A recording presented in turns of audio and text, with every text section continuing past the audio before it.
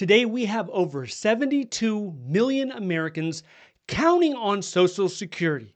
The Social Security Administration, or SSA, they make up the backbone of retirement and disability in this country, and they could be cutting their workforce in half.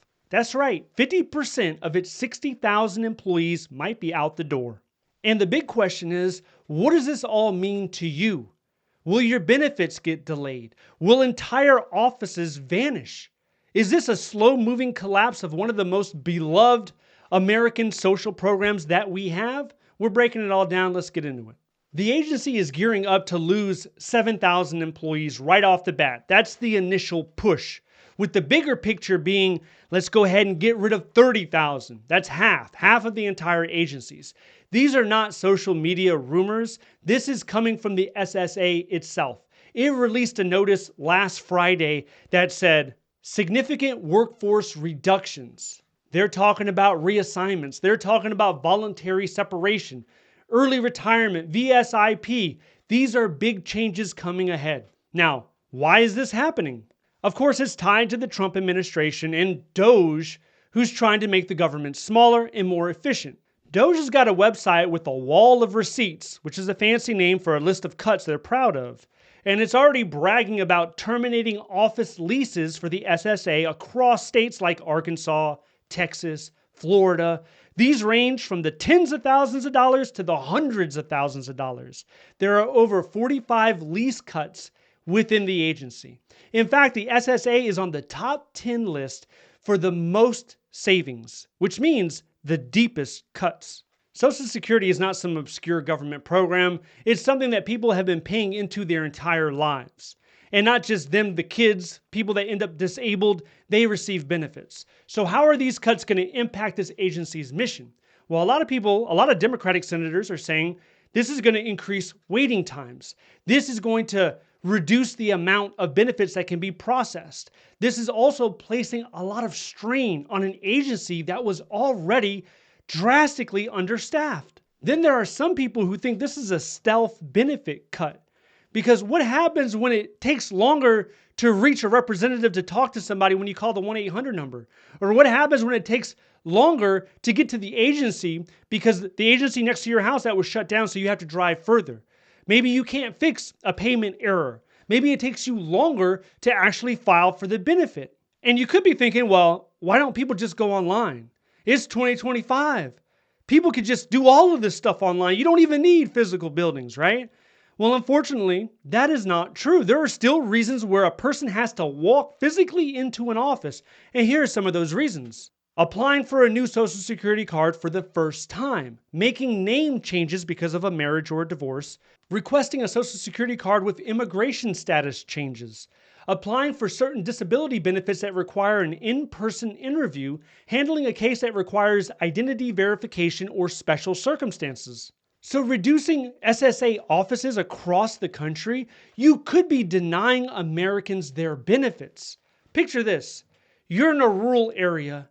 You're in your 80s, and you had an office that was only about 15, 20 minutes away. That was shut down. So what are you going to do now? Now it's 3 hours to your nearest office. You have to go to the big city. You got to go down there to Cleveland to go to the SSA office. That's the drive that you have to make. So you're not as eager to go. In some cases, it's not just inconvenient, it becomes impossible. Okay, let's crunch some numbers now. The SSA's got 60,000 employees right now. If they cut 7,000, that's about 12% of the workforce.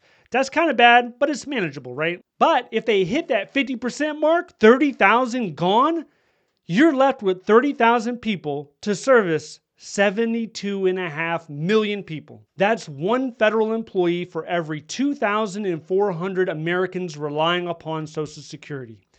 And like I mentioned earlier, this agency has been historically understaffed. It's not even a good place to work. A lot of people try to escape it before Donald Trump. If you look at the best places to work ranking, it's dead last in the rankings. People don't like it. They're overwhelmed. They don't like the public-facing nature of the agency where you're dealing with harassment from the public a lot. They don't like that. That's why there's a huge turnover rate. 15 years ago, they had about 70,000 federal employees in the agency. So it's 10,000 less than that now, and now we're talking about cutting that in half.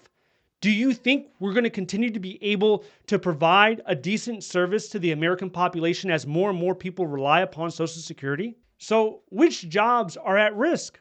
Obviously, if they're shutting down complete offices, everyone in that office is going to be at risk. But overall, the big picture, I would say, is they're probably going to be cutting the backroom people, not the front room. So the front people are the ones that actually interact with the public. So your customer representatives, the service providers, all of them, they're going to probably stay there, I'm guessing. And what's going to happen is, your administrative clerks, your IT support, maybe that gets automated. Maybe they find out a different way to handle that, so they're going to get cut. The claims processors will probably stick around too, but with fewer of them, the backlog is going to grow. The SSA 1-800 number is already a nightmare. If you've called that number recently, you are on a long wait hold time. Some people complain it's been hours. They're just sitting there waiting on the phone. So with less representatives to pick up the phone, with less people that you can actually talk to, maybe there's more robots. Nobody likes to talk to a robot on the phone. When you call a company, if you call an agency, you don't want to hear that robotic tone. You want to talk to a person that can empathize and relate with yourself. It's that human element. And then if you have dozens of offices closing, what does that say about how long is it going to take to process your disability claim? Right now, it already takes months. So are we going to times that by 2? Is it going to be longer? This is all part of a broader push to cut government to increase efficiency. But the SSA is somewhat unique in this matter because a lot of studies show that the trust funds in the SSA, they're going to be at 83% in 2035. That's in the next 10 years. They're not even going to be able to pay out what they're supposed to be able to pay out unless Congress intervenes. Now, some people are saying this is an example of a political pressure to starve the agency until it breaks. And then you look at it and you point and you say, it's broken. This is broken. And the irony is Americans love Social Security. Recent polls show that the majority of Americans think that we should spend more to preserve it. Is it the best social program? No, absolutely not. The average American contributes about $3,000 to $4,000 a year into their payroll taxes that go towards Social Security. Now, the employer matches them. And what ends up occurring is that employee works for 40 years and then they claim their Social Security check, which is on average about $1,900 a month. So if that person were to live until 80 years old, let's say they retire at 62 and they live to 80 years old, that's a net value of around $400,000, maybe a little bit less, $350,000. Now, if you were to take $3,000 to $4,000 a year, let's say $3,500, if you put $3,500 into an index fund for 40 years, your return would be close to $1 million. So it makes more sense to put the money in an index fund. But Social Security contributions are mandatory. Why is that? It's because not everybody is willing to invest, even though investing is the right thing to do. I know investing is the right thing to do. We still have over 100 million Americans that are not invested in anything. Not stocks, not bonds, not CDs, nothing. So for those 100 million Americans, for whatever reason they decided that they don't want to invest, they don't trust the volatility of the stock market, it doesn't matter the reason, they're just not invested. So there is no safety net for those people. So this is the government's way of saying, well, you're not investing for yourself, so there's a safety net here. You can at least count on enough money to rent a room and get some food in your stomach.